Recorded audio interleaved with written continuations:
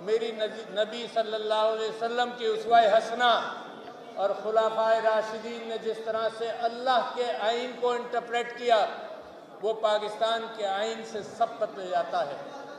میں وہ ویژن دیکھنا چاہتا ہوں جس کے متعلق ذکر ہوتا رہا اور لوگ مذاق اڑاتے رہے۔ ذکر یہ ہوا کہ ریاست مدینہ کی طرح کی ریاست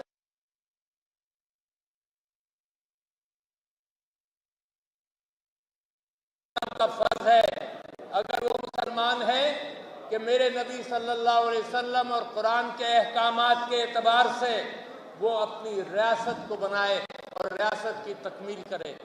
جس انداز سے جوڈیشری کے ساتھ جو ایکسپیکٹیشنز ہوتی ہیں، اللہ تعالیٰ سب سے پہلے فرماتا ہے، حاکموں کو کہتا ہے کہ تحکموا بالعدل، کہ عدل کے ساتھ احکامات کرو۔ اگر حاکم یہ بات نہیں کر سکتا تو یقیناً وہ فیلئر بنتا ہے۔ حضور اکرم صلی اللہ علیہ وسلم سے لوگوں نے پوچھا کہ حضور والا سب سے بڑی چیز آپ یہ بتائیے کہ لوگ کس لیے جستجو کریں؟ تو میرے نبی صلی اللہ علیہ وسلم نے کہا کہ مظلوم کی مدد کرو اور ظالموں کی مدد کرو۔ تو صحابہ نے پوچھا کہ ظالموں کی کیسے مدد کر سکتے ہیں ہم؟ تو میرے نبی صلی اللہ علیہ وسلم نے فرمایا، اور میں چاہتا ہوں کہ آپ لوگ اس بات کو اہمیت دیں، انہوں نے کہا کہ ظالم کو ظلم کرنے سے روکا جائے، یہ ظالم کی مدد ہوتی ہے، یہ ذمہ داری آپ کے اوپر ہے۔ تو میں ایک عوامی کیفیت سے آپ کے سامنے جو بات رکھنا چاہتا ہوں، اس کے اندر میں ایک بات آپ سے یہ کہنا چاہتا ہوں کہ حضرت ابو بکر نے میرے نبی کو یہ کہتے سنا کہ جی 3 لوگ جنت میں نہیں جا سکتے۔ کون سے 3 لوگ؟ اور آج کل کی سیاست میں اور پاکستان کے اندر وہ آپ کو نظر آ جائیں گے۔ میرے کہنے کی ضرورت نہیں ہے کہ کون 3 لوگ جنت میں نہیں جا سکتے۔ ان نے یہ کہا کہ ایک بخیل اور کنجوس ہو، دوسرا جو دھوکے باز ہو، اور تیسرے یہ کہ خیانت کرنے والا افسر ہو یا جج ہو جو خیانت کرے وہ جنت میں نہیں جا سکتا۔ تو میں تو ان چیزوں کا پیروکار ہوں۔ میری تو خواہش وہ ہے کہ ویسا پاکستان بنے جس پاکستان کے اعتبار سے حامد خان صاحب نے اور عمران خان صاحب نے مل کر پاکستان تحریک انصاف کی داغ بیل ڈالی تھی۔ وہ پاکستان چاہیے، وہ پاکستان چاہیے جو قائد اعظم نے جس کے متعلق سوچا تھا، جہاں پر انصاف ہو، عورتوں کے ساتھ انصاف ہو، مظلوم کے ساتھ انصاف ہو۔ میں آپ کو یہ بھی بتانا چاہتا ہوں کہ میرے نبی کی زندگی کی شروعات کے اندر ان کی شہرت کی بنیاد انصاف تھا۔ ان کی شہرت کی بنیاد وہ کمیونٹی تھی جس کے ساتھ زیادتی ہوتی تھی۔ ریاست تو بعد میں بنی، ریاست تو جب بنی جب لوگوں کی تعداد بڑھ گئی اور ضرورت پڑی کہ جناب اب سب چیزوں کو کسی طرح سے کنٹرول کیا جائے۔ آپ اس بات سے بھی واقف رہیں کہ اسلامی ریاست کا قانون جو تھا وہ کبھی ریاست نے نہیں بنایا۔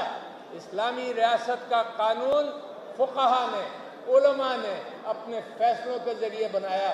یہ تو آئین کی تاریخ جو ہے پچھلے 100 سال میں ہے، ورنہ عثمانی سلطنت کے زمانے تک یہ بات تھی کہ قانون تھا اللہ کا، انٹرپریٹیشن تھا مفتیوں کا جو کمیونٹی سے انصاف لیتے تھے، جو کمیونٹی میں انصاف کرتے تھے، تو وہاں سے انسپریشن لیا جاتا تھا۔ میں آپ کو ان قاضیوں کا ذکر کرتا ہوں جن قاضیوں پر نے اسلام کی تاریخ لکھی۔ اس حوالے سے قاضی ابو عمر جب ٹیونس گئے تو انہوں نے ٹیونس جانے سے پہلے یہ کہا کہ میں جا رہا ہوں، میری چیزیں دیکھ لو، میری ایک بیوی ہے وہ میرے ساتھ ہے، میرے ساتھ ایک گٹھڑی ہے جو کتابوں کی گٹھڑی ہے، میرا ایک چوغا ہے، چند کپڑے ہیں، اور میں تمہیں دکھا رہا ہوں کہ میں جا رہا ہوں ٹیونس چیف قاضی بن کر، اور جب واپس آؤں گا تو پھر میرا حساب لینا کہ یہی چیزیں میرے پاس ہیں۔ اور جب وہ بوڑھے ہو گئے، ریٹائر ہو کر جب واپس آئے، پھر انہوں نے مجمع بندرگاہ پر جمع کیا اور کہا کہ دیکھو جو 3 چیزیں لے گیا تھا وہی 3 چیزیں لے کر آیا ہوں۔ یہ وہ پاکستان ہے جس کے اندر کسی کے اوپر آپ سوال کریں کہ تمہاری جائیدادیں کہاں سے آئیں، تو وہ کہتے ہیں کہ سوال یہاں مت کرو، نیچے کی عدلیہ سے شروع کرو، 10 15 20 سال میں گواہ مر جائیں گے 10-15-20 साल में सबूत ख़त्म हो जाएगा, उसके बाद मेरा पूछने वाला कोई नहीं होगा। और आपको मैं ये याद दिलाना चाहता हूँ कि एक चीफ जस्टिस सईदुज़्ज़मा सिद्दीकी ने एक महफिल में ये कहा जब वो चीफ जस्टिस थे कि हार वाला case open and shut case है। नतीजा क्या हुआ, वहाँ भी एक ऑडियो रिकॉर्डिंग रिलीज हुई जहाँ किसी जज को कुछ कहा जा रहा था, फिर वो केस दोबारा तहकीक के लिए गया और ख़त्म हो गया। यहाँ पाकिस्तान की अदलिया के साथ लोग यही शरारतें करते हैं। मैं आपके सामने ये बात रखना चाहता हूँ कि जिस बुनियाद पर ये 6 जजेस खड़े हुए हैं, वो बुनियाद क्या है? वो बुनियाद ये है कि ऑडियो रिकॉर्डिंग्स की जाती हैं, वो बुनियाद ये है कि वीडियो रिकॉर्डिंग्स की जाती हैं। और कितना जुल्म है। हज़रत उमर रज़ी अल्लाह अन्हु का आपको वाक़या सुनाना चाहता हूँ कि वो एक घर पर दस्तक दिए, दरवाजे पर कोई आवाज़ नहीं आई तो उन्होंने खड़े होकर दीवार से ऊपर झांका तो लोग शराब नोशी कर रहे थे। तो उनके साथ जो सहाबी थे उन्होंने ये कहा कि जी कल आप खलीफा हैं, कल आप फैसला कर दीजिए। तो मेरे खलीफा हज़रत उमर रज़ी अल्लाह अन्हु ने कहा कि जी मैं कैसे फैसला करूँगा, मैंने इंसान की प्राइवेसी पर इंक्रोच किया है, अल्लाह मुझे माफ़ करे। और वो ज़माना हम आज देख रहे हैं जहाँ आपकी आवाज़, आपकी बातें, लोगों के वीडियोज़ रिकॉर्ड किए जाते हैं। ज़रा तसव्वुर कीजिए, ये गीबत सबसे बड़ी गीबत है कि आउट ऑफ कॉन्टेक्स्ट बातें रिकॉर्ड होती हैं। मैं हमेशा इसके ख़िलाफ़ था, मगर यहाँ सब टेलीविज़न पर हर जगह जनाब ये कहते हैं कि ये होना नहीं चाहिए, मगर कंटेंट देखो, कंटेंट किस अंदाज से देखें। आप सब यहाँ माँ बाप हैं, आपसे मैं गुजारिश करता हूँ कि आपकी और आपकी बीवी या आपके शौहर की कोई गुफ्तगू हो, अपनी औलाद के लिए भी कोई गुफ्तगू हो, वो औलाद के कानों के लिए नहीं होती।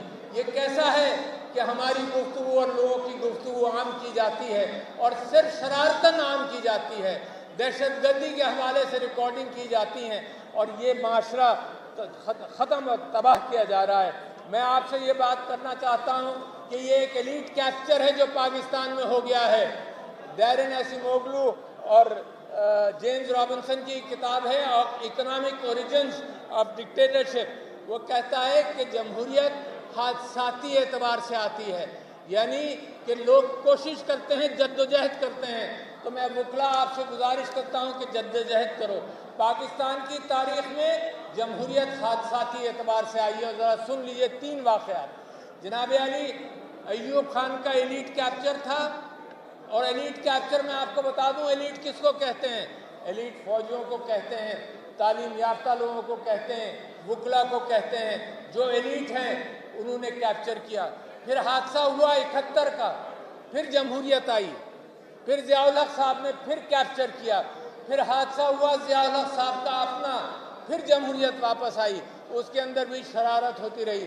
फिर मुशर्रफ साहब ने कैप्चर किया, फिर बेनज़ीर की शहादत हुई, फिर जमहूरियत वापस आई। तो पाकिस्तान जो है वो हादसाती एतबार से उसके अंदर जमहूरियत आई है। मैं आपसे गुजारिश करता हूँ कि 2 चीज़ों पर मैं अपनी गुफ्तगू ख़त्म करूँगा। नंबर 1 कि इंसाफ का बोलबाला जब तक पाकिस्तान में नहीं होगा, पाकिस्तान आज़ाद नहीं होगा। मैंडेट की को रहा करो, इमरान को रिहा करो,